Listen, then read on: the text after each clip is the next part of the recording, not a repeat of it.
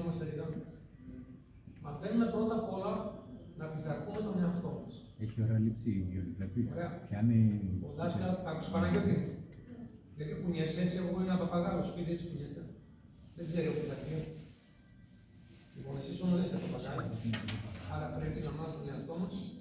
Τα χειμένη. Ο δάσκαλος μου, θυμάμαι να είμαστε πριν, μας έβαζε ακινηστία. Βλέπεις ότι δεν μπορεί να σταθείς ακίνητος. Αν θα παρακολουθήσετε, άμα πούμε ακινησία για ένα λεπτό, ένα μόνο θα αρχίσει άλλο να κουνιέται, άλλο να ξύνεται, άλλο να κάνει, αλλά έτσι κάνουμε μαγνήτες. Αν μας παρακολουθήσετε. Εμείς όμως, αυτό που μαθαίνουμε πρώτα απ' όλα είναι να πειθαρχούμε τον εαυτό μας. Έτσι. Δεν μαθαίνουμε ούτε να πρώτα απ' όλα. Το κυριότερο δεν είναι να κλωτσάμε γροθιές και κουνιές, ούτε να δώσουμε κλωτσιές. Ωραία. Εμείς όταν άνθρωποι έχουμε νοημοσύνη.